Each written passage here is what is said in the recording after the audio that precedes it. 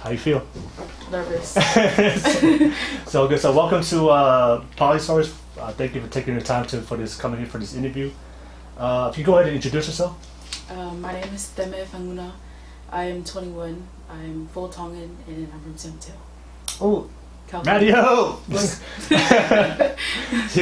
Mario. Short view? No, I'm just joking. No.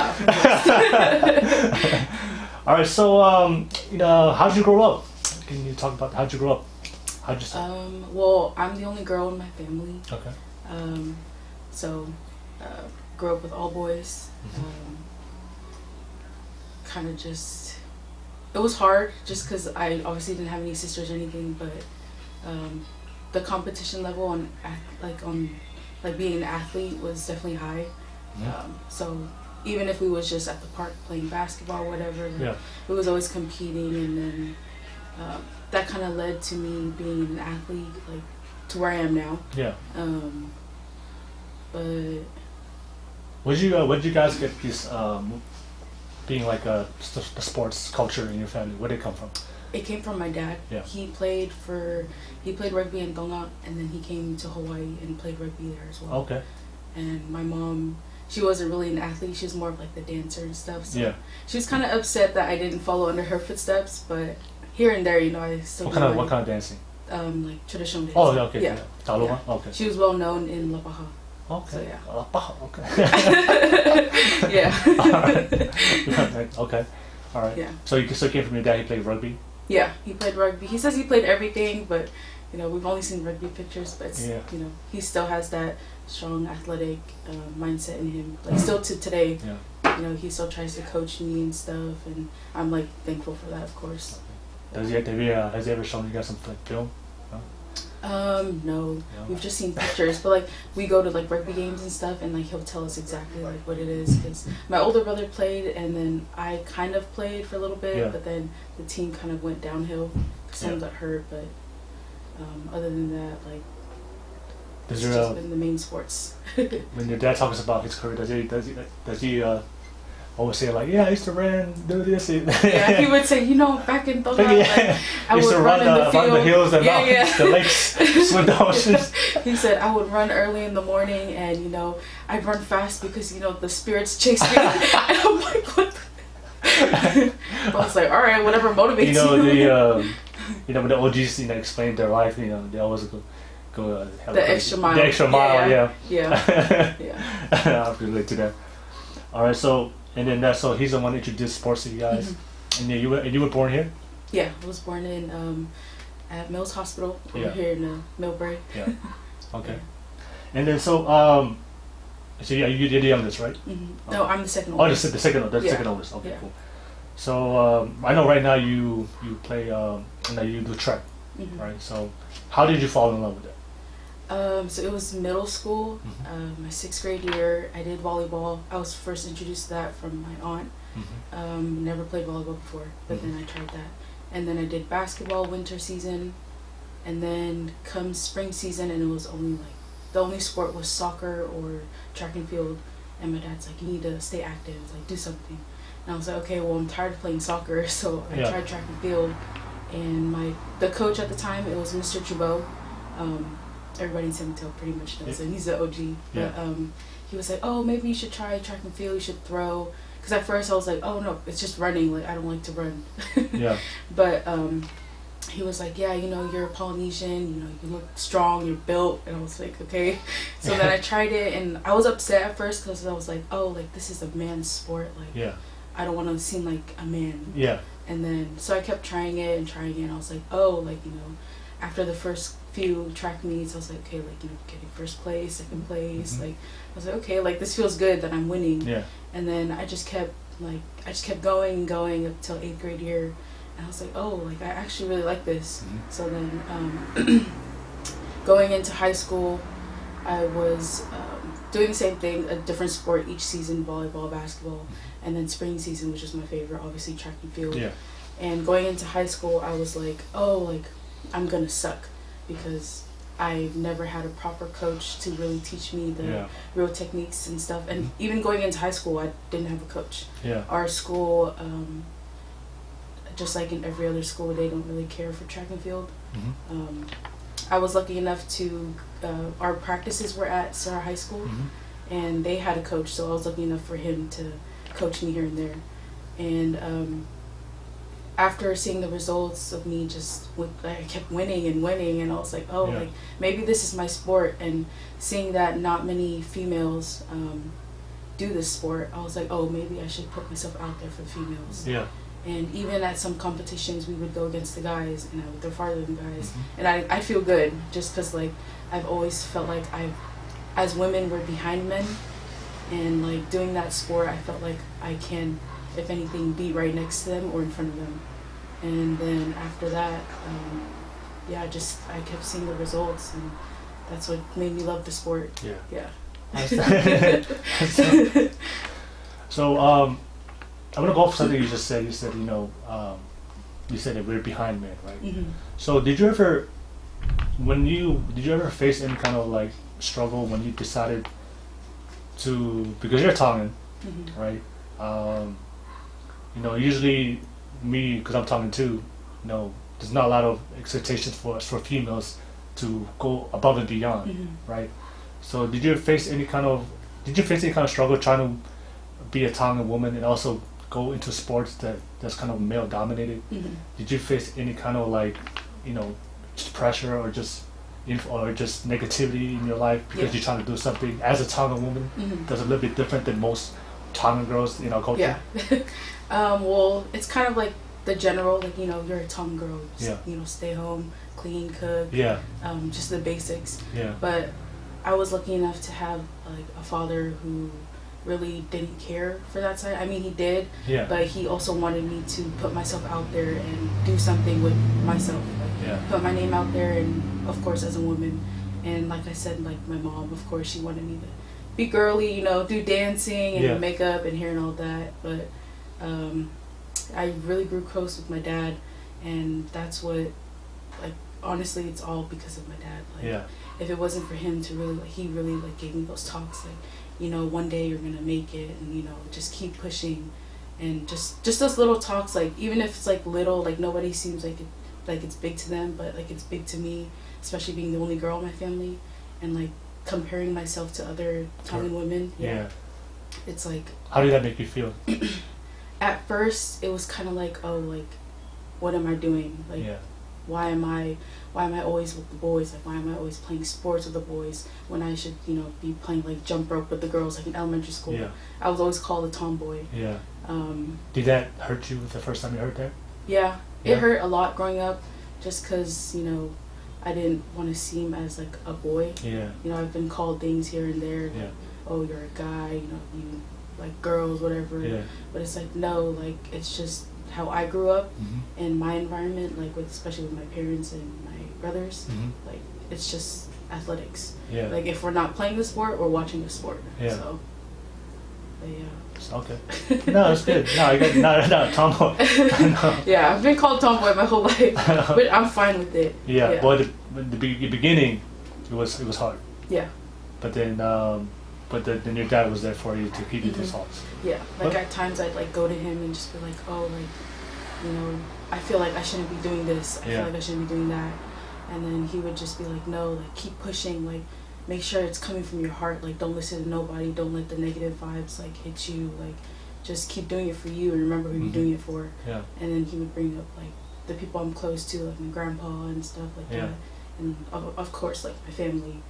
And he just keeps saying, like, just keep pushing, like, just keep doing it. And like, we had a talk. It was in high school. I was thinking about going into the Marines right after high school. Wow. Yeah. I was like, hardcore. He was just, because I just wanted to make him proud, Yeah. I wanted to also get our last name out there. Yeah. Like my dad's last name, not Fanguna, but Manumua. That's his side. They're known for, music, their entertainment, and like our big family, of course, in Naotoka. And then my mom's side, they're known for in La Paja. My grandpa's well known for his tatola. His last name's tatola. Okay. And I just wanted to do something for my dad. Yeah. Even though he didn't take our family's last name, I wanted to do something for him. I wanted to do something for our family and just put myself out there. Even though it's a really big step going into the Marines, like I was willing to take that step just for my parents.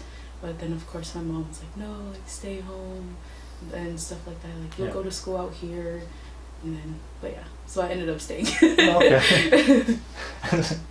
How did the how did the Polynesian community, how did they respond when you decided, like as far as your friends and everything? Was it hard for you to find or attract friends that supported you, or like your friends was always there, was always supportive in the beginning? Growing up, I didn't have many Polynesian friends. Yeah. It was more of Mikos and Ululis. Yeah. So that kind of, they're really like, growing up with them, it was kind of like whether like you're a tomboy, you're a guy, or you're a girl. Yeah. And like most of the Mikos, they made fun of me because I was tomboy, of course. And then they're over there with like their makeup and like, you know, they're like, oh, why are you friends with the most popular boy? Like, and stuff like that. But did you wear gym shorts and hoodie to school every day? I wore sweats, basketball shorts. I would fight with my brothers for their like nice t-shirts, like Nike and stuff like that. And sometimes I wear my older brother's sneakers. And then I guess I started having Polynesian friends. I did have a few in elementary school, but it was like one or two. Yeah. And then going into middle school, I did meet a lot more, and ended up finding out they're my cousins. And so that's when I was like introduced, like, oh, hey, there's other people like me out there. Yeah. And so them knowing where I come from and seeing like I'm an athlete and how I am, I like love my community just because of that. Yeah. My friends are very supportive. You know, no matter the differences, like they always supported me no matter what. Like a lot of them are girly, and then I'm a tomboy. But I feel like just as a Polynesian, as a Tongan, like no matter what, like we just get along just because we are the same people. Yeah. Yeah. Okay. So when did you finally like develop that confidence? You know what? This is who I am. This is my life. When did you get to that point? When you finally just accepted like this is how you're gonna be. I want to say like honestly last year. Oh wow. Yeah. Even it's been a long time. So you've been struggling this whole time. Yeah. I just been struggling like obviously as a Tongan female. Yeah. And not only that, my own personal problems. Yeah. Like I deal with depression and anxiety. Yeah. And sometimes it hits me really hard. Yeah. But I really just turn to prayer. Yeah. And that helps me, and I just sleep it off. Wake up the next morning, start a new day. It's a new day to be great. I've always been told that it's a new day to be great. Yeah. And I just think of like the struggles my parents had when they brought us here. Yeah. Or not brought us here, but you know, yeah, they brought themselves here. When you came here. Yeah. And just trying to like do better and trying to do better for them and our family. And it's just like, I don't know. Yeah, last year it was kind of like a wake up call for me, like me being my last year in at a JUCO. And then I was like, oh, like, you know, I'm about to take that next step. Like next year I have to go to a 4-year. What am I going to do with my life? And I really had to sit down and really figure out like who I am and who I want to be. And even though it took all this time, all 21 years, it's okay. It's never too late. Yeah. But yeah. So, did you ever talk to your parents when you went through depression and anxiety? Did you ever share that with anybody? Not with my parents, just because I was always too shy. What? Okay. And Can you talk about that? Yeah. And I just felt like it wasn't important, and I just felt like if I was to talk to them about that, they'd be like, you know, like brush it off, like like the whole BC or like you know whatever. And then I feel like I've heard that once, and I was just like, that one time I was just like, all right, like never mind, like I'll just deal with it on my own. And I'm lucky enough to have like great family and friends, you know, that I can turn to and talk to, and they're of course there for me. You know, I cried out sometimes I deal with it on my own. But honestly, like my main thing is before I turn to anyone, like I pray. You pray. I really pray. Yeah. And that even if it doesn't lift like my shoulders up like right then and there, I know like in the long run, it like this is all worth it. I can't let all this hold me back. Okay. But yeah. You, at this moment right now, like, does your are you able to express it now with your parents or no, not yet? Kind of, not really. Yeah. I just feel like I've learned to deal with it on my own. Yeah. So much that I kind of just deal with it on my own. Yeah. And like at times I do struggle and I wish I could talk to them, which I should because my parents are very understanding. But then again, yeah. Well, what's stopping you from sharing it? I don't know. I just feel like me personally. Do you think it's a cultural thing? Yes. Of why we don't? Because I feel like what you said, like I feel like everybody has gone through something. Yeah. Not everybody's going through their own type of depression, especially within our own community, right? Yeah. Why do you feel like it's so hard for us to talk about these things, especially when it comes to mental health? I just to our parents. Why do you think it's so hard? Yeah, I just feel like our culture is seen to be so strong and so like obviously strong-minded, and strong physically and everything, that we're not seen to be as like we can't be as low as like going through depression or anxiety or anything. That being emotional, having emotions, having emotions seen as a weak, being weak. Yeah. And they don't want our people to be seen as weak, so they feel like, I feel like if we were to come up front with people, like especially the elders, saying like, oh, like I feel this way, we're seen as weak, we're seen like looked down upon, we're seen like, oh, like you're the shame, like the black sheep of the family. And I just feel like, for me personally, like I'd rather not be seen as that, so that's why like I deal with it on my own, or like I'll go to my friends who, or family like that are dealing with the same thing, or that can understand me. Okay. No, I can relate. I can relate. I know, because I get, like you said, the people that's watching this, I know if we can all relate. Because I know everybody at some point in their life go through their own some type of depression. Go through their own life crisis, right? Yeah. And I know as Polynesians, we're a proud culture. We're very proud of ourselves. So I know sometimes like being emotional, having feelings, not only for girls and guys too, right? Everybody seems like it's a bad thing, or something is wrong with you or something. Yeah. Okay. How do you deal with it? So now do you still deal with the same way, or do you deal with it differently? I kind of changed like the things I do. Yeah. So I try to do things more that like make me happy throughout the day. Even if like I wake up and I feel like I'm gonna have a bad day, I just go straight to prayer. I start with prayer, and then I'll think of like, oh, what makes me happy.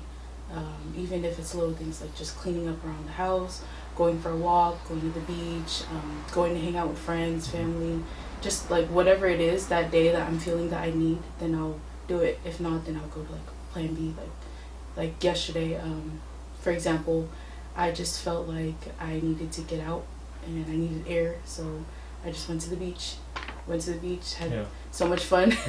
Came home, was just in a good mood, everything. Like I just try to keep myself busy, because I know with my mind the way I am, if I just sit and just keep thinking about it, then I'm just gonna like break down.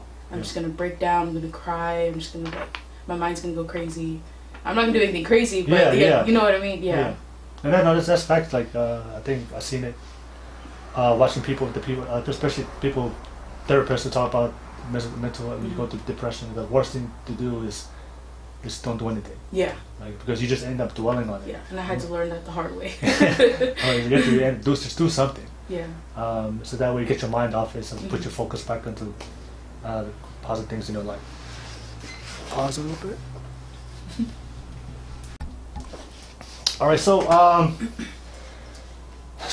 continue a little bit, talk about a little bit about depression. So you see that not only, I know you said you talk about your own struggles. Do you see that a lot within your own community? Not only like your friends or family. Do you see that a lot? Like a lot of Polynesians are going through their own depression, and do you see that a lot? To be honest, no. I don't see it, but those who I am close to, they do express it, and they feel the same way as I do. We just don't want to. We just don't want to feel like a burden. We don't want to put our problems out there, and we don't want to, especially on our parents. Yeah. And we just want to just keep it on to ourselves and figure out a way to deal with it on our own. Just because, like for me, I feel like it's not important to anybody, so that's why I just deal with it on my own.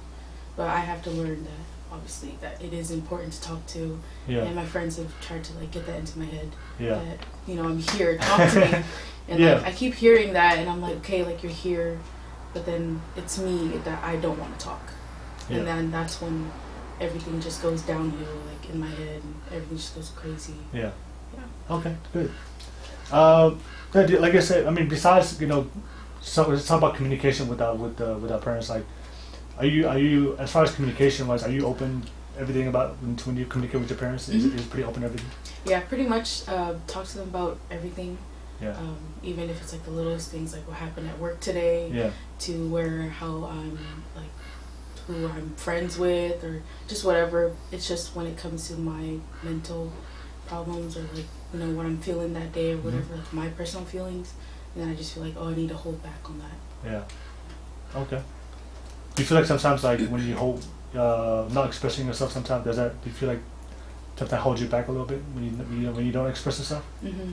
But then when you do let that, you feel a lot better. Yeah. Yeah. I do feel a lot better.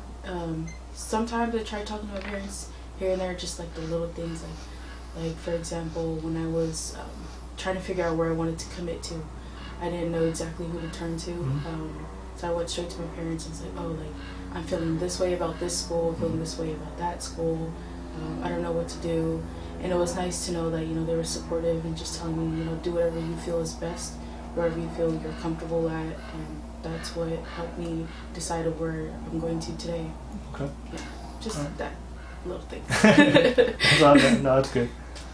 So, of course, so I want to talk about like your journey to get to the point where you got a scholarship, and that's a big deal. All right. I forgot. I don't know. I forgot if you mentioned this, but has anybody else in your family earned a scholarship to go to college, and a full ride scholarship, athletic scholarship? No, I'm the first generation in my family. First one. Me and my siblings. My older brother did go to Cal State Los Angeles, but he did not go. So I'm on athletic scholarship. So I'm the first one. Okay. Yeah. Right, congrats. All right. So I want to talk about your journey to get there. What did you take? How did you get there? Because a lot of people don't know, but scholarships is something that's it's a big deal to earn one, because not every colleges have a limited amount of scholarships they can get, and of course you're competing with like thousands, right? Yeah. Thousands of kids all trying to earn for these scholarships. So clearly you did something right. Like, clearly you did something right to earn this scholarship.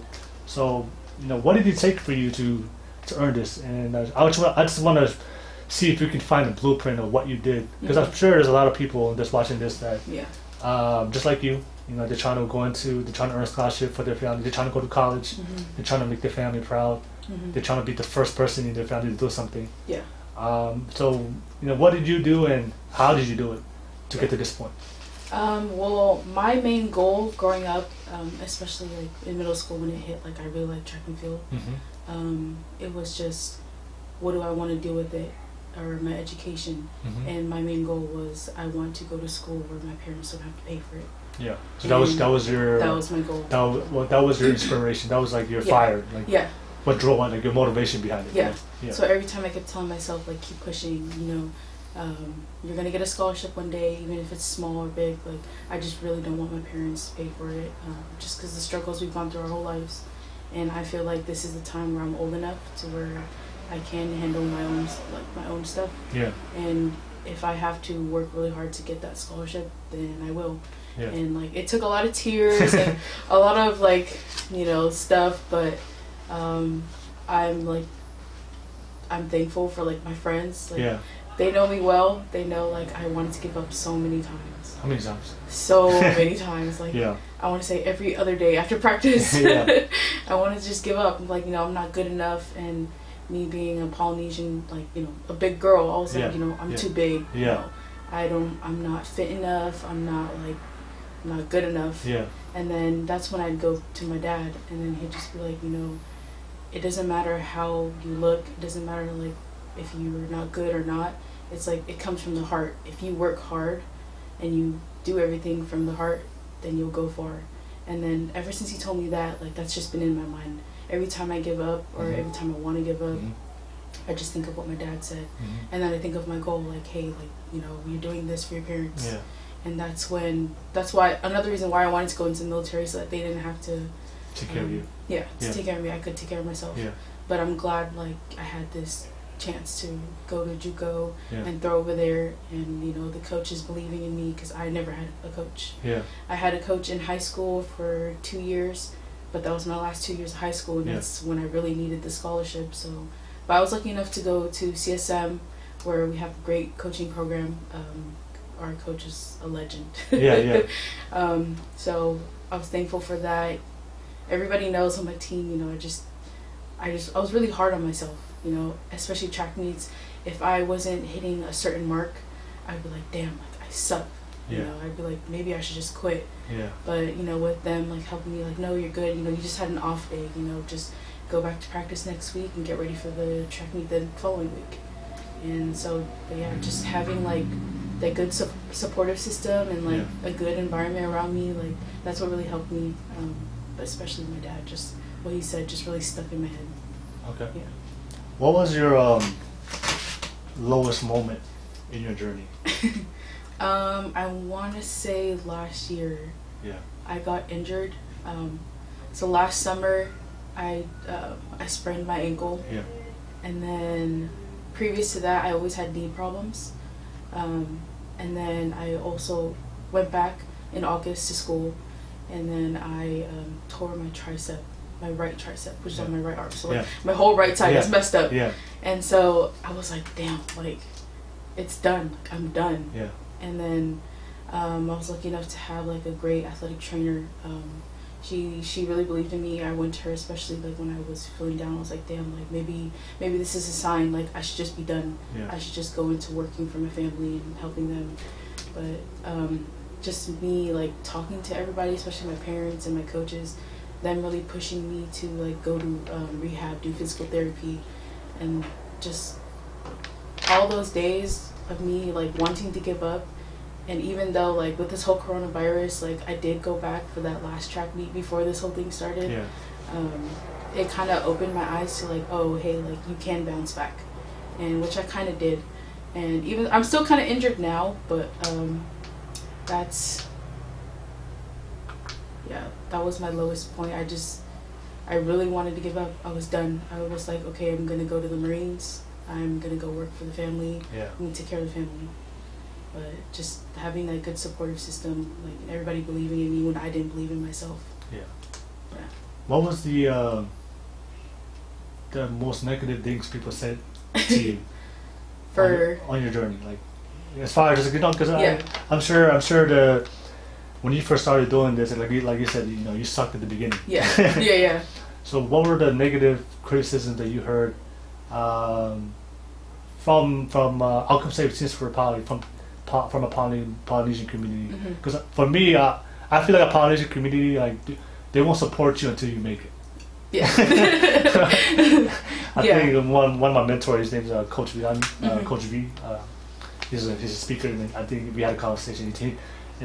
It's funny, I was having a conversation with him because I was just talking about, like, I was feeling down. I was like, you know, this is my goal, is to be a speaker one day, and then, you know, like, I'm not there yet. Yeah. And of course, you know, my community is not supporting me, and that's something he said to me that kind of changed. He was like, you know what? Don't worry about our community, because our community won't support us until you make it. And that's just how it is. Yeah, but, so, that's my cousin. Yeah, so until you make it, then they'll support you. If you don't, yeah. So don't worry about it. You know, you have confidence and stuff. So so I want to ask you that. So what were the negative criticisms that you were facing? What people were telling you in the beginning when you just started off. The biggest thing for me was just my weight. Yeah. You know, like, I've always been big my whole life. Yeah. And they were just like, oh, like, you're a big girl, you know, you're not athletic enough, you're not strong enough, you're too slow, or like whatever. And just hearing those things, it obviously, like, put me down. But then, of course, like, you know, going back to my dad, expressing, like, you know, what happened, he just tells me, just, like, go with your heart, you know, keep doing things through your heart. Like, you might not have, like, a strong body and whatever, but as long as you have a strong mind and a strong heart, like, you'll get through it. And, like, it was like one track meet, or I forget which sport it was, but I was really, like, dang, like, you know, like, I really suck. Yeah. I was like, I came into the track meet. I was like, damn, I'm really gonna suck. Like, this girl, she's really good. She's gonna beat me. Like, I already know she's gonna beat me. She beats me every other track meet. And then I just talked to my dad. I was like, I don't even know why I'm here. Like, Yeah. I'm just gonna lose. Yeah. And then he was just saying, just go out there, just go hard, just throw with your heart. And that's what I did, and I ended up winning. So it's honestly just a mindset, you know. I've learned to come to that conclusion. You know, I'm happy with myself. Like, I may be big, I can work on it, but I have a strong mindset and, you know, a strong heart. Like, if I really wanted it, then I can work for it and I can do it. Yeah. Nice. When you face a lot of those criticism, like you mentioned before, people were saying a lot of things about your body. Mm-hmm. Did you experience a lot of insecurity about your own body? Mm-hmm. Yeah. Growing up. Yeah. Still to this day, it kind of falls under the whole tomboy thing. Yeah. That's why I kind of like wearing, you know, like big shorts and like yeah. hoodies and stuff, because Yeah. I didn't want to wear like girly clothes. It's like, oh, like you're wearing girly clothes, but you, like, you know, you have a big body, or Yeah. you look like a man, or Yeah, whatever. Yeah. But yeah, that was that, and just my weight, and not only friends and people, like strangers judging me, but also family members. Yeah, and just telling me like, oh, you should do this, you know, you should eat this, you know, to look right, comparing me to like their kids, Yeah. like, people they know of, and it's like, no, like, that's not me. Yeah. Okay. And then today, do you still feel some type of way about it, or are you more confident now? I want to say I'm a lot more confident. I still have my insecurities here and there. Yeah. This is the biggest I've ever been, so. But I am, like, you know, I'm not as insecure as I was growing up. I've learned to come to, like, you know, love myself. Mm-hmm. You know, I kept telling myself everyone's different. Yeah. As long as you, like, love yourself. And I kept telling myself, you know, love yourself, like, you're fine, you're good, like, if you want to change, you can work on it. And so, yeah. Okay. Yeah, because I feel like a lot of poly girls could resonate with that. Mm-hmm.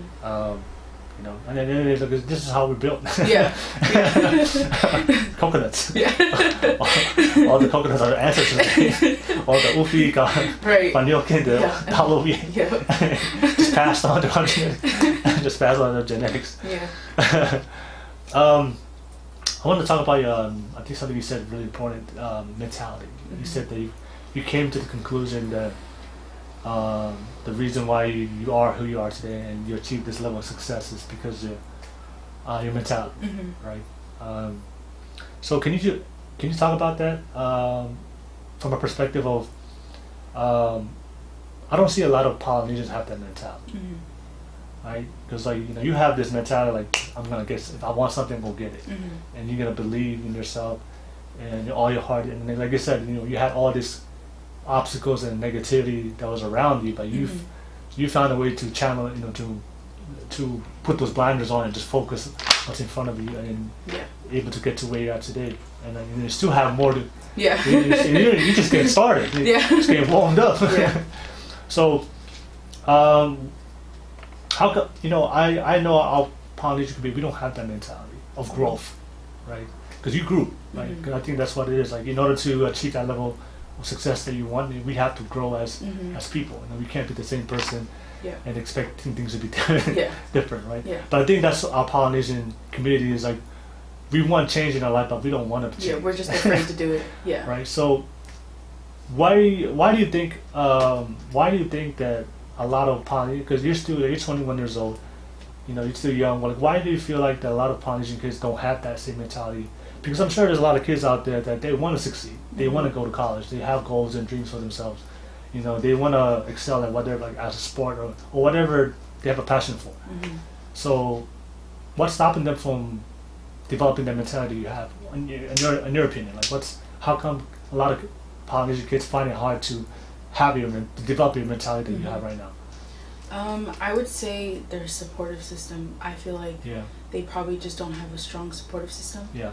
And just the stereotype of a Tongan, you know, once you graduate from high school, you know, kind of have to start working.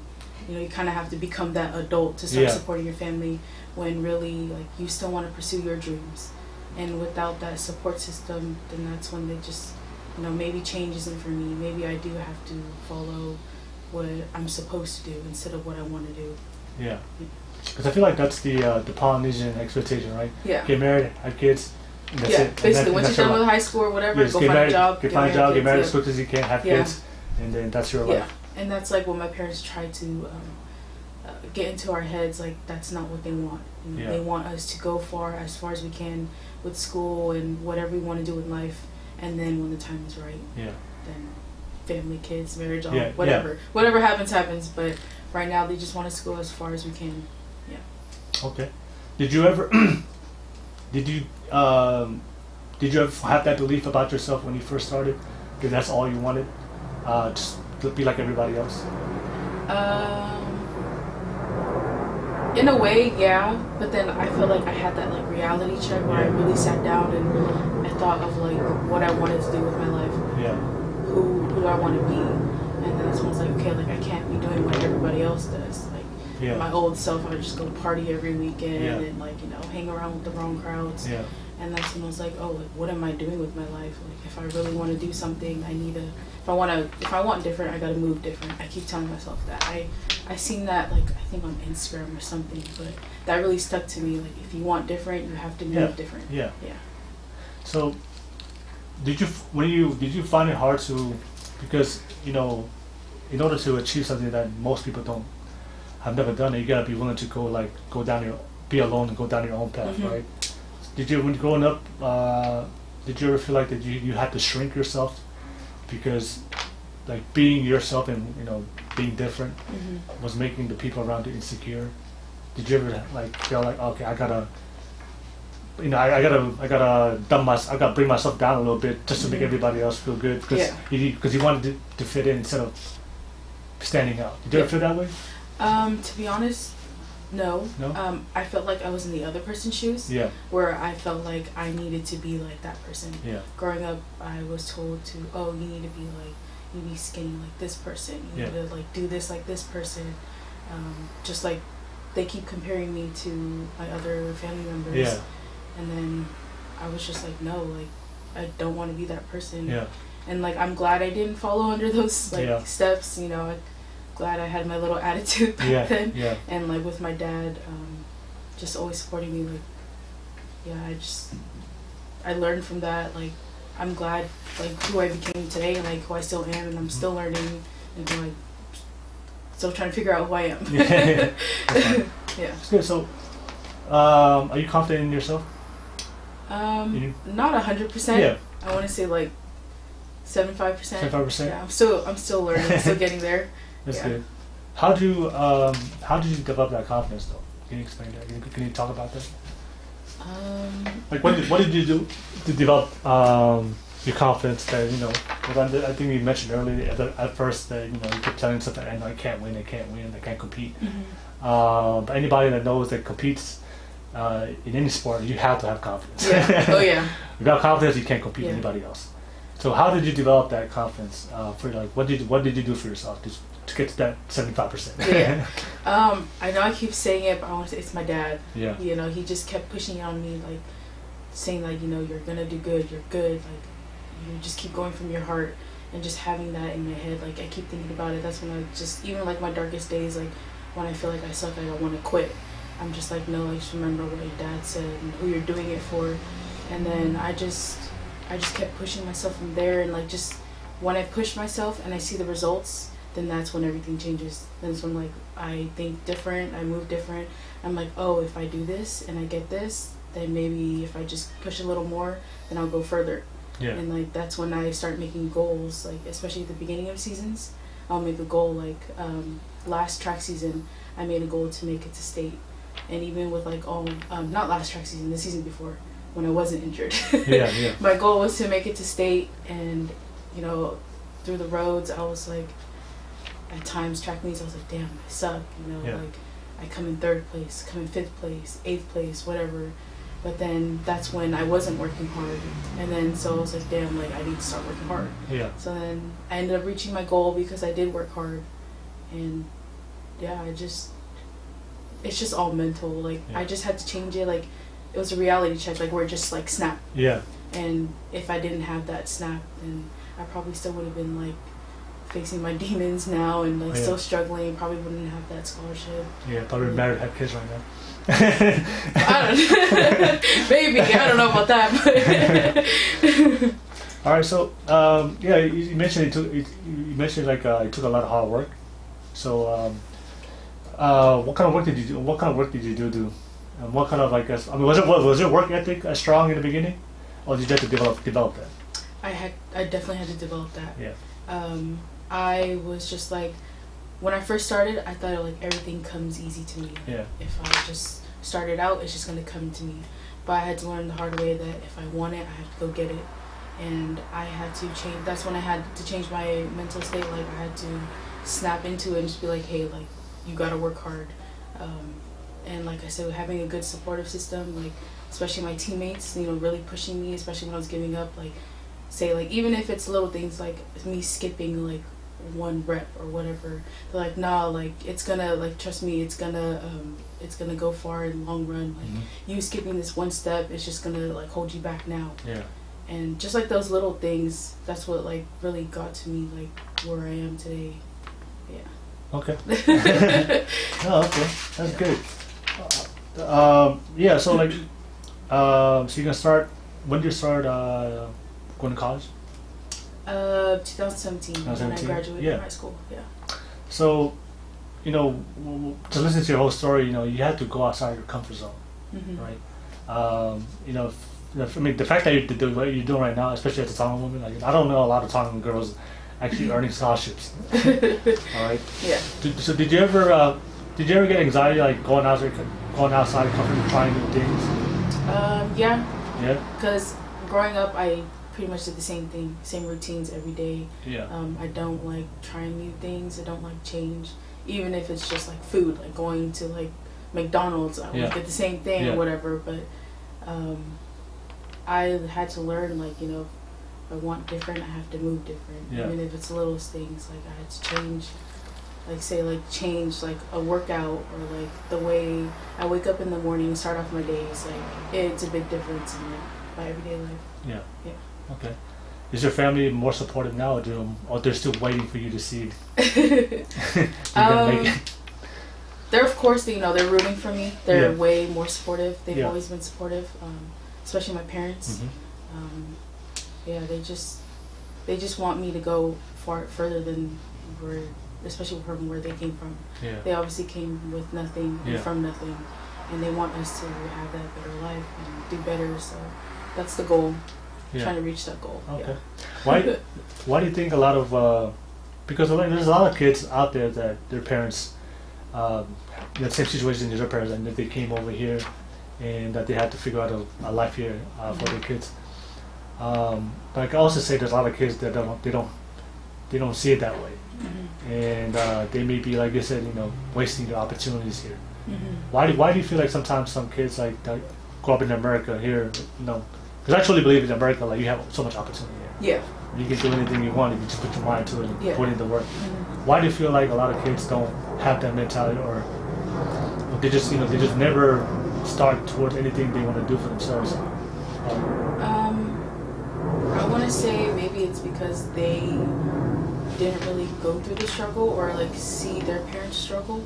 Gotcha. In a way that other people do, and it's also they probably were, I don't want to say spoiled, but kind of like given the opportunity to do whatever you want instead of like being told like the Tongan ways and stuff like that.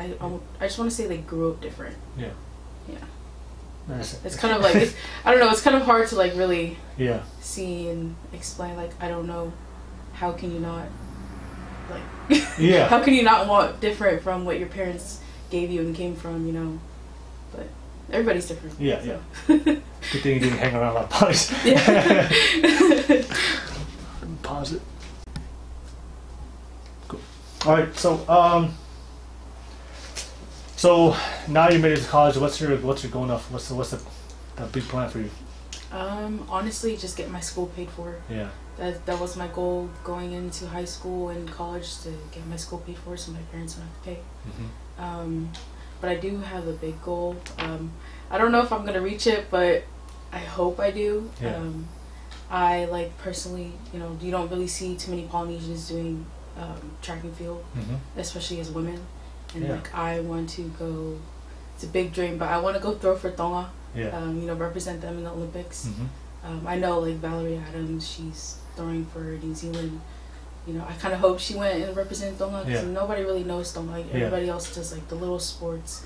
But that's my big goal, is to do that, and if not, of course, have like a really good career, support my family. Yeah. I want to be a social worker.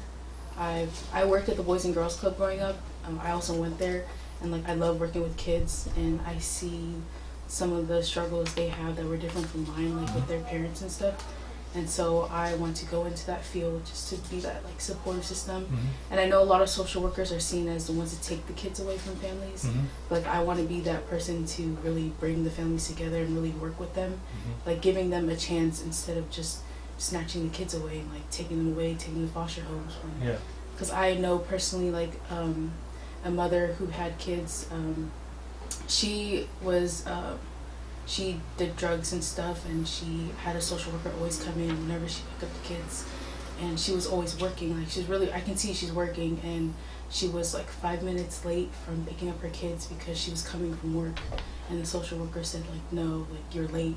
So she ended up taking the kids. Wow. And like that was kind of like a big eye opener to me. It's like, you see she's coming from work, like she's trying, and she's 5 minutes late. Like, you know, we're all here as staff, we're all still here with the kids. Like, we're not gonna leave until everyone leaves.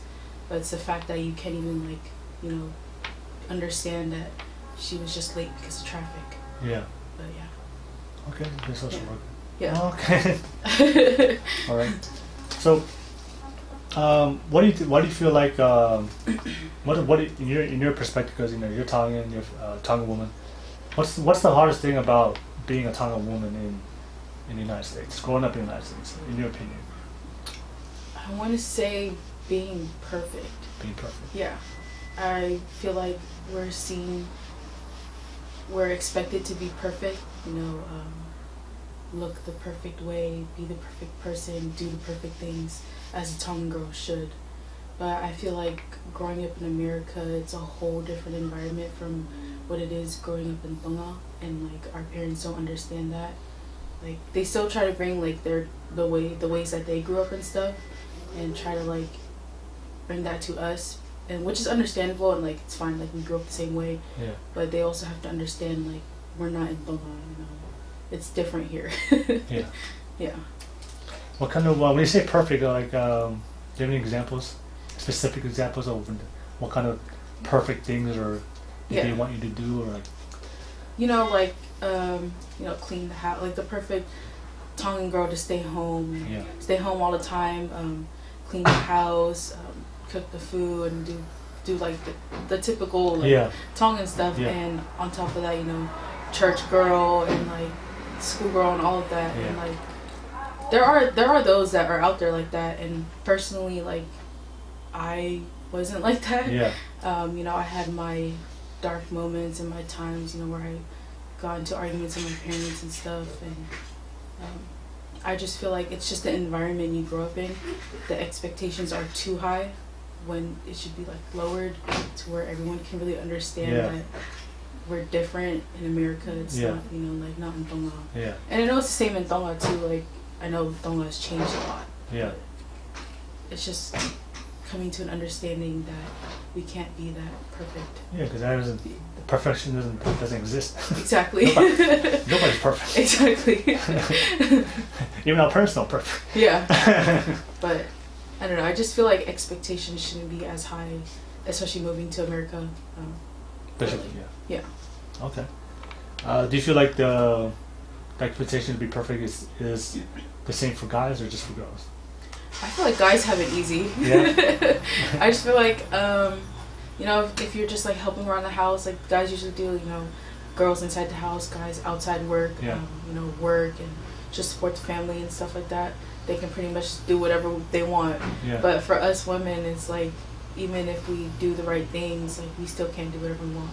Like me, like I have to clean the house and do everything in order for me to go out. And if I don't do that, then I can't go out. So it's like, But then if my brothers don't do anything, they can still go out. But yeah. It's just expectations are too high. And then too low on the guy's side. I can relate. That's good. So I do want to talk about your religion. I think you mentioned in your story that prayer was a big part of overcoming, especially those times where you felt depressed, and to help you overcome it. Can you talk about what do you, as far as what do you feel like the challenges of because I truly believe in God, and I believe in His power and His strength, right? Did you always have that faith, or did you have to develop that? I definitely had to develop that. Yeah. So I'm Catholic. My mom's Catholic, and my dad's Tongan. Okay. So growing up, it was like different churches, and but we grew up mostly Catholic, and then started going to my dad's church. And some people were kind of just like, oh, like, why are you going to churches? Two churches, yeah. And it's like, oh, I'm supporting both my parents. Like, I'm not gonna not support them. Yeah. But I'm strong in the Catholic religion, and growing up, we always went to like the Palangi churches. Yeah. We never really went to like Tongan mass. Yeah. Whenever they had Tongan function stuff, like we'll go. Yeah. But we'd always go to Palangi mass, Yeah. and so I kind of just sit there like, oh, whatever, like we're in church. Yeah. Until I really like had my dark days, and I started questioning my faith, and I was just like, is there really a God or whatever? And then so that's when I was like, oh, maybe I started talking to more people, started talking to my grandpa who's really religious, and just hearing him pray and just hearing more prayers and just really talking to people about faith. That's when like I had to grow into my religion and into my faith and have a strong faith. And from there, it was just like, especially in my dark days, I just had to pray, and that's how I learned to really be strong in my faith. And now, like, we still go to Palangi masses, but here and there we still try to go to like Tongan mass, and I compare myself to other families, like, oh, like I didn't grow up in the Tongan church, like that's probably why I'm not strong in my faith, like growing up. And that's like, I kind of hated that, like how my parents didn't take us to Tongan mass, because personally, like I still don't know the Bible, or like I know like the general parts of it, but I want to learn more, and it's hard that people my age and even older and even younger, they know more than me because of the community and the church that they grew up in. And it's like, I just went to Palangi church, where church was only for an hour, and we didn't have like Sunday school, or like because I'm a part of the Semitel Lataki, and I've expressed to them how like I want to get stronger in my faith, and I see how strong they're in their faith, and I try to be that and try to do that, and that's what helped me grow to just try and do better and be better in my faith. Okay. Yeah. All right. And what do you so you never hang around the Tongan, which is more fine. Yeah, I want to say like a couple years ago is when I started going around, because like, everybody knew my parents, everybody knew my mom from like La Paja, and my grandpa, and then my dad, but yeah, nobody really knew us. Okay. And so like once my mom was like, oh, maybe you should join the Semitel Lataki, and I did, and they're like, oh, like who are you? And I was like, oh, well, this is my mom. They're like, oh, we know your mom. And it's like, oh, like, because growing up we were never with them. Yeah. It's all good. No, I do want to go back. Being Tongan, then also you going into when you go to track. When you decided to go track, did you ever feel like that whenever you wanted to go into track? So a lot of people, as for me, maybe like the coaches or anything, they kind of judge you just because you're Tongan, and they didn't see any Tongans excelling it. Yeah, I want to say like a lot of track meets I was like looked down upon. Yeah. Like they're like, oh, like who's this big colored girl? And you see like these Palangis, and like, oh, these are like really fit. Yeah. And they're like, you can obviously tell, like when you're just looking at us, you can say, oh, who's gonna win? Obviously the other person. Yeah. But in reality, like, I mean, I won, so. Yeah. I just feel like our culture and like our people are always looked down upon as like big, lazy, not worth it, like. Yeah. But in reality, like we're just low key about it. Yeah. Okay. So, the biggest thing for me is like when you're talking about Do you feel like sometimes you're inspiration to people? Do you ever feel like? Do you ever feel like sometimes? Oh no, you never felt that feeling before. To be honest, like, no, but I feel like I can be that person to really give like a good opinion. Like expressing like when I'm talking with my friends and like family members, like, they're going through it. Like, I feel like I haven't been through it all, but I've been through enough to where I can understand like a problem and like how to cope with that. And so I feel like just the way I feel and like the way I can express it helps them, but I don't feel like I could be an inspiration. Just like a good person to talk to. It's all good. One day, maybe. Yeah, one day. One day.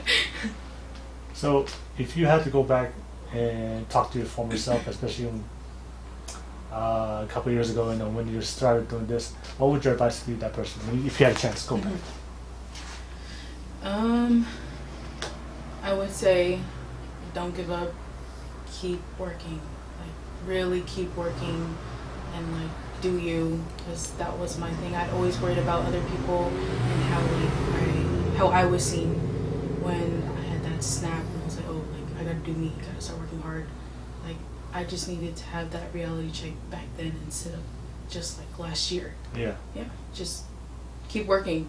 You got it. Like, you're gonna get there. Yeah.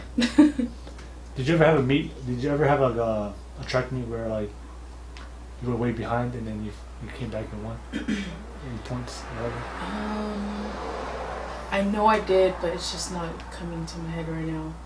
I think it was so it was NorCal Trials, I believe. This was 2 seasons ago. I was not having a good day throwing discus. I was not throwing far. My technique was bad. Everything was just bad. Off day. And then I ended up making the top 5, I believe it's top 6, to throw 3 more times, so that way you can place. And I was like, damn, like, why did I make it? I didn't feel like I should have made it. And so I did, and then I honestly stepped off to the side and like I said a prayer. I was like, if this is a sign, like, give me the strength to throw far. Yeah. And like, even during like that negative time, like where I had a negative mindset, I like almost even got into a fight with a girl. Yeah. Just cause like the way she was like, the competition's high, so she's like mugging me and stuff. Oh, okay. And then I was just like, oh, like, and then the Tongan warrior was about to come out. I was just like, oh heck no. But obviously I didn't do anything. But yeah, it was just, I stepped into the ring and I really like took a deep breath and I was like, all right, like, go get it. And I ended up placing 3rd, which ended up taking me to state. Yeah. So like, that was just, everybody was shocked. Yeah. Because I was in like 8th. Or I was in like 12th place. Yeah. But yeah, it was just... Big game, they got 3rd. Yeah. Everybody was just shocked. I was even shocked after I threw it. I was like, what the heck? Like, where did this come from? Yeah. But yeah. So, I think the way you said, like, your support system is a big reason why... is a big reason why you're able to overcome all the things you went through and get to where you're at right now. Right? Do you ever see other people, your friends, like, they don't have the same support system? I want to say yeah, just because their parents are more traditional, where like, oh, you should be working, supporting the family, you shouldn't be doing like your own thing. Yeah. But they're lucky enough to have a strong mindset, or they like snapped into it like real quick, to where that doesn't matter to them. But not too much. Yeah. Who do you look up to besides your dad and parents? Like, as far as like the people in your sport, who do you look up to?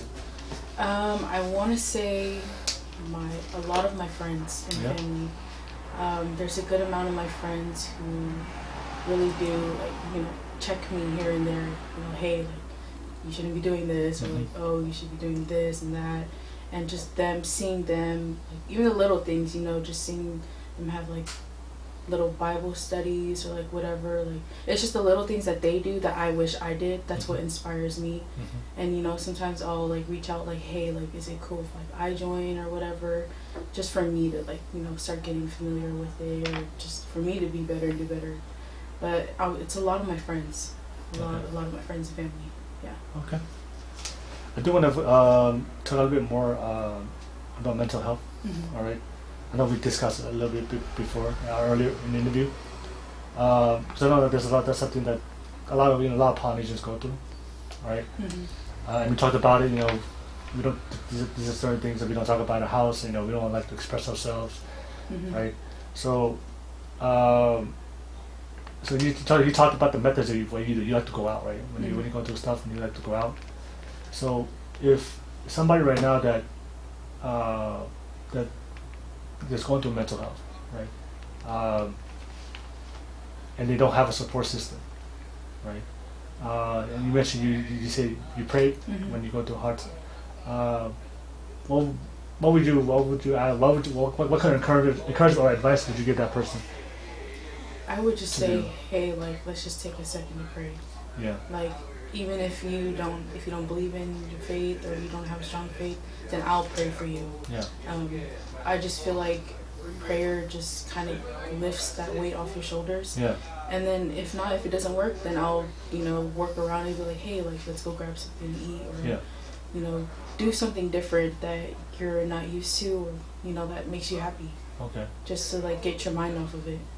Okay. And then, like, a lot of my friends and family, like, if they're going through it, I just feel like, hey, like, just go walk down the street, like, just go for a walk, like, just go clear your mind. Or it's honestly just the little things, like, that just need to change. Okay. Yeah. Yeah, and also mention. I think a lot of times you mentioned, you continue to track and field, like you guys, I'm sure you've lost a couple of times. Yeah. All right. How do you deal with? Because I feel like a lot of reason why a lot of people don't, start towards what they want is because they're afraid of failing. The fear of failure. Mm-hmm. So how do you deal when you lose? Well, can you talk about how did you take your losses back then, and how do you take your losses now? My losses back then, I would just cry. Yeah. I would just cry, be like, I suck, I quit, like, all of that. Because I was just so hard, like, I was hard on myself. Yeah. Now it's just like, I see it as something I need to do better. I obviously I take it as a loss, but also something I need to work on. Mm-hmm. So, like, say if I lose in an event, then I'll really look into it and be like, oh, maybe I just need to do this, like, tweak this, like, turn this way or do something different. But yeah. Okay, so you just try to make some changes. Yeah. Okay. Instead of like crying about it, I mean, if it's really big, then I'll cry about it. But I just take it as like you just need to fix something. Yeah. It's not too big because I know like I can do something good with it. Like I can go far. I just need to fix something. Okay. But yeah. Most of your friends in the track and field, or play some type of sport. A lot of my close friends, yeah. Yeah. Yeah. Or some type of sport, yeah. So that definitely helped as far as your support system. Oh yeah, just because I feel like we're all on the same level, and so we all kind of like understand the same background and like the struggles. So, yeah. Okay. So you say everybody in your family is all into sports? Yeah. Okay. And did you ever see them go struggles with this? Because I'm sure they were all going through the same path you were going. Did you see them struggle too, or you don't really? I want to say the only person I really seen struggle was my older brother. Yeah. He was like one of my big inspirations going into sports. Yeah. Just because he's always been like skinny his whole life. Yeah.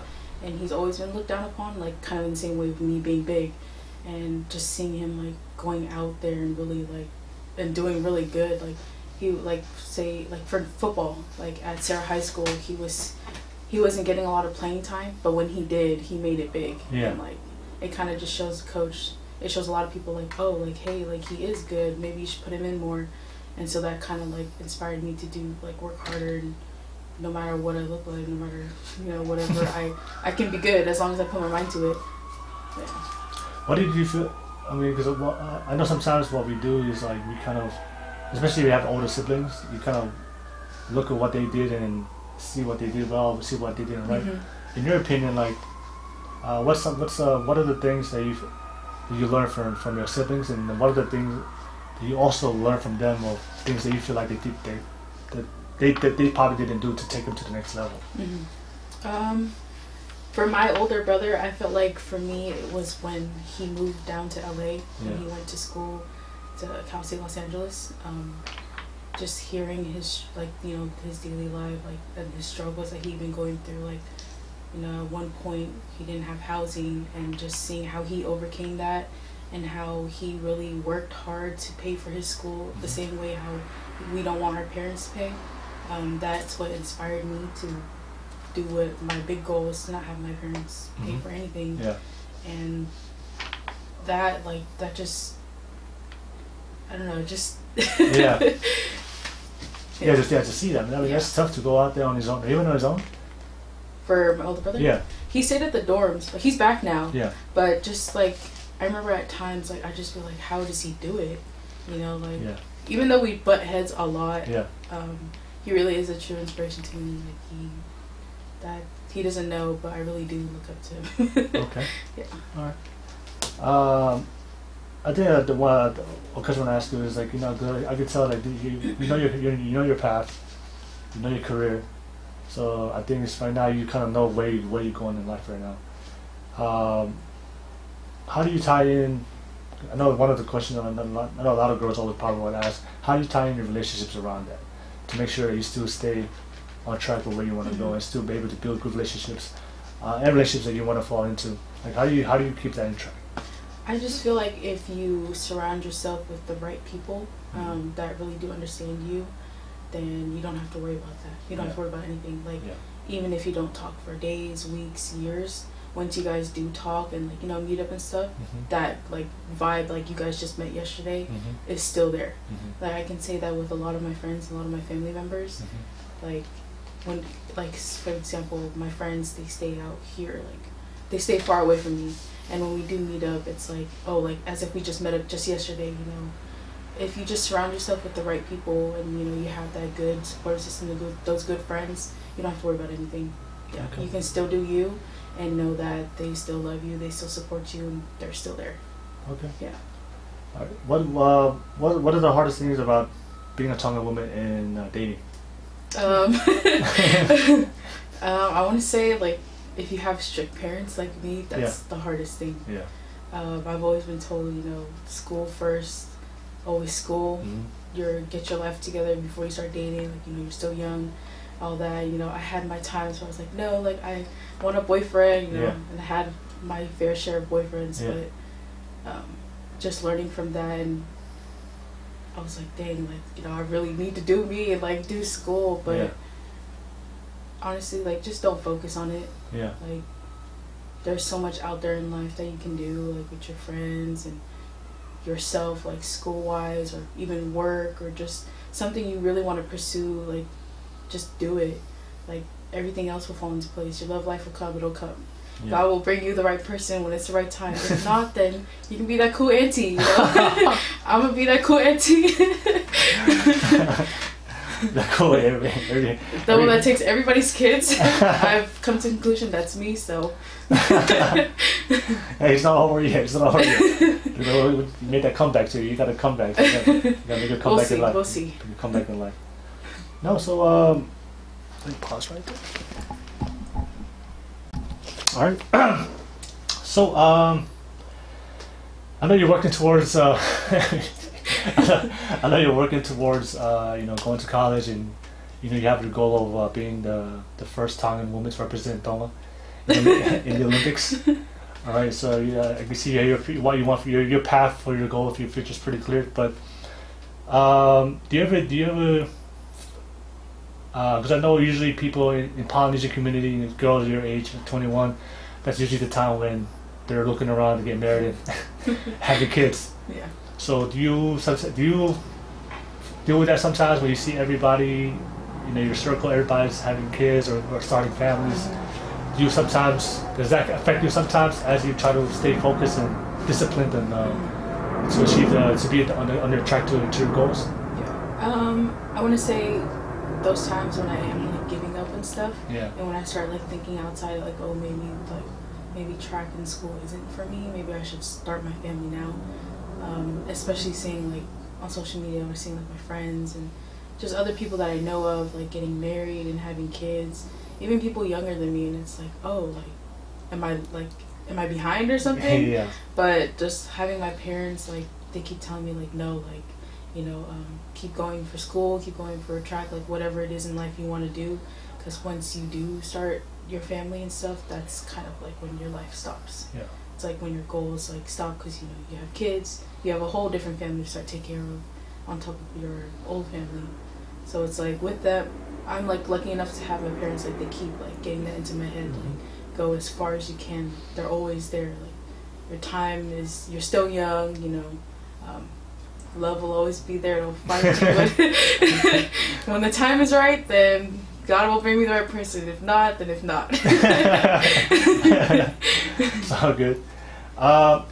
Yeah. So why do you feel like, you know, because, you know, we're Polynesian, you know, we grew up in the age of social media now. You know, our parents never grew up with social media, but we did.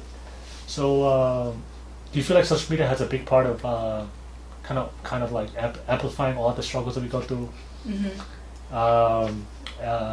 As young Tongan, young Polynesians, do you feel like social media plays a big part into people like kind of rushing into things? Yeah, I just feel like then again, like, people posting, like, you know, oh, like, someone's engaged or someone's having a kid or someone just achieved this big goal, and it's like, oh, like, dang, like, I'm behind, I have to go. Like, once you see that, and it's like, oh, I have to go get that, or I have to be like them. And, like, it's another expectation. Like, if you see people doing it, and then your parents being on social media too, it's like, oh, if they're doing it, oh, my kids have to do it. Or, oh, like, you have to do this way or do that way. And then, like, too, like, you don't really see what people go through to get that far. You know, you don't really see the backstory or, like, their struggles. You only just see, like kind of what you were saying earlier. You only see people's wins. The highlights, yeah. Yeah, you don't really see their, like, their losses, or their struggles. Yeah. And that's another reason why, like, I kind of don't like social media. I try not to be on it as much. Yeah. Just for, like, my sake. Like, I want to be in the moment. Kind of like with my family and my friends. Like, I'll go on to post here and there, and, like, you know, before I go to sleep. But I'm mainly on, like, TikTok to, like, watch videos, like, you know, like, how to cook or like, places to go hike, because like I said, like, to deal with my depression, anxiety, I like to go to places. So, like, I'll go on TikTok because it's the only place to, like, find, like, new places. I'll go find, like yesterday, found a new beach, and so yeah. Okay. But other than that, I'm off social media. Do you do TikTok dances? Don't follow me on TikTok. Yeah, there's a little some here and there, but don't worry, I'll post her username on the video. Oh no, it's just for fun. All right, so yeah, do you feel like sometimes the parents? Do you feel like sometimes parents like all trying to compete with use their kids as competition? Like, do you feel like Polynesian parents, like, they're always trying to, like, outprove or outprove each other? Yeah. And they use their kids as their way of, like, you know, flexing. Especially when it comes to social media. Yeah. Like, I want to say once their kids have, like, achieved a big goal, then it's, like, all over social media. Like, oh, my kid did this. You know, like, you have, like, the long paragraphs and stuff like that. Is your parents that way? No. No. Okay. My parents are very humble. Yeah. They'll post our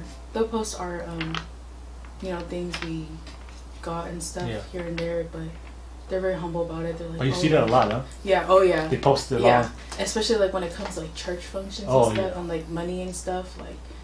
Like the competition is just too high. Like, you're over here throwing like bands out when you don't even have food in your refrigerator. Yeah. Or even a home to stay at. Yeah. And it's like, what are you doing?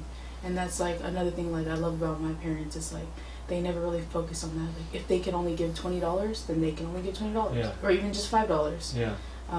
Because they always want to make sure we have food on our table, our bills paid, and stuff like that. And like some people even thought like, some people in my dad's church even thought like we didn't have a house.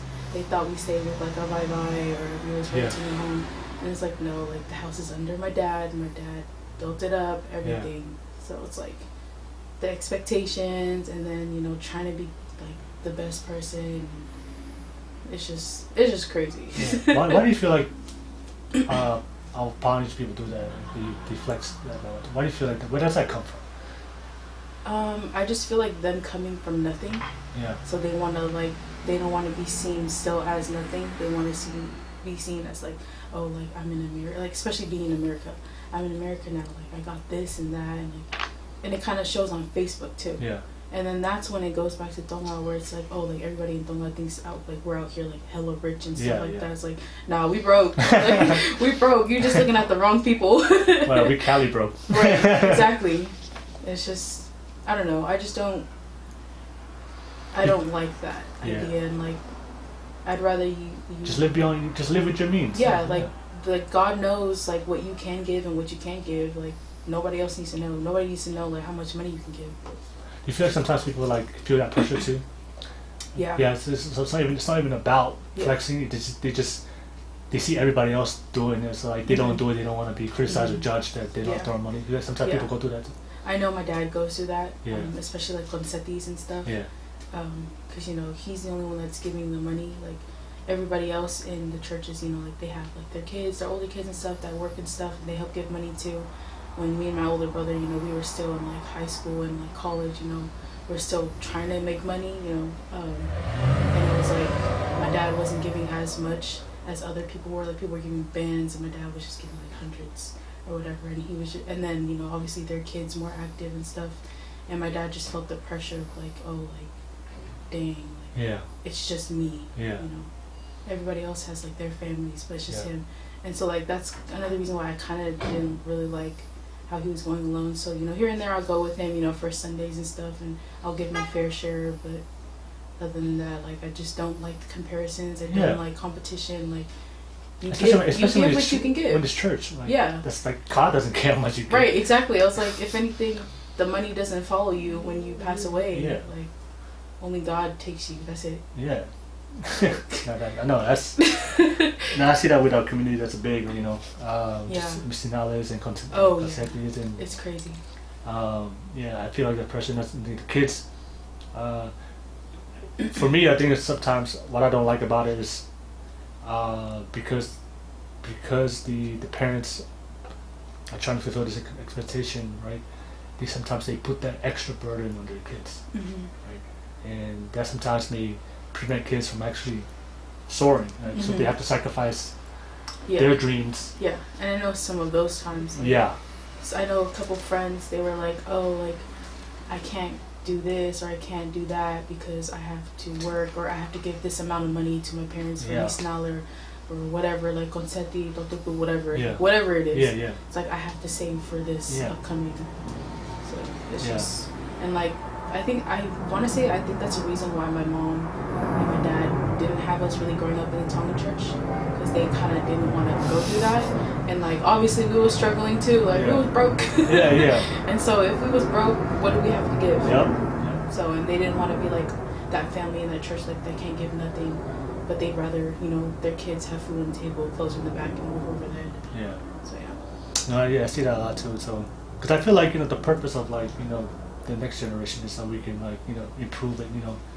You're like you said in your own your parents struggle, so you use that as motivation to build your dream, your life, so that way you can take them out the struggle and build a better life. But I just don't like it when our cultural maybe expectation or pressure doesn't help our community grow, but actually pushes it back down. All right. Nope. I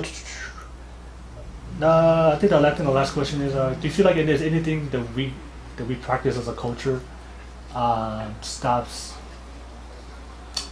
I think maybe we did talk about it a little bit more, but I guess we could just finish off with this last question. So, do you feel like sometimes there are things within our culture that stops Polynesian kids from growth, from achieving their goals and dreams and aspirations? Of course, like it's the expectations. I know we talked about that. I feel like we pretty much touched base on it, but it's really just your parents, like what your parents want you to do, and like kind of like what you're expected to do. Like for example, once you finish school, you're expected to work or whatever. And in my case, like I want to go far in track, and if like my parents weren't really that supportive, my expectation would have been like, all right, once I'm done, then I gotta start working and get married and have kids and have family. But I just feel like everyone's different. It's just expectations, pretty much. Do you feel like that if your parents weren't supportive, would you have been brave enough to disappoint them and keep doing what you're doing? Probably not. I don't know, but I feel like with like the people I hang around with, my family and friends, and also seeing like my older brothers and like my little brothers, like what they go through, because sometimes my parents aren't supportive. I feel like I just still would have been doing the same thing. Yeah. Have that strong mindset, just keep going. Like I said, if you want different, just move different. Like if I didn't have that snap, then I probably wouldn't be here right now, like, doing what I'm doing. But it's just you in your own head. Like you need to get out of your head, pretty much. Yeah. Okay. All right. Cool. All right. So I think we're getting to the end of interview. So I know at the end of the interview, I always ask everybody to share your thoughts, their final thoughts. Like I said, the purpose of Poly Stories is to share your story with faith, so that way you can we're trying to uplift the people that hear this, and whatever you're going through your life, you can help inspire other people to what they're going through. So any last thoughts from your end for any young Polynesians out there? They're trying to living their own life, going through their own struggles, and they're trying to figure out a way to live their life. What are your thoughts? My thing would just be don't give up. Like even though you probably hear it like so many times, like really don't give up. Like I've given up so many times, and it's just not worth it. You have your whole life ahead of you. Even if you like don't get along with your parents because of you trying to do what you want to do for your own life, like it'll be all worth it then. Just keep fighting, keep praying, like stand strong in faith, and you'll be good. Okay. You got you. Sounds good.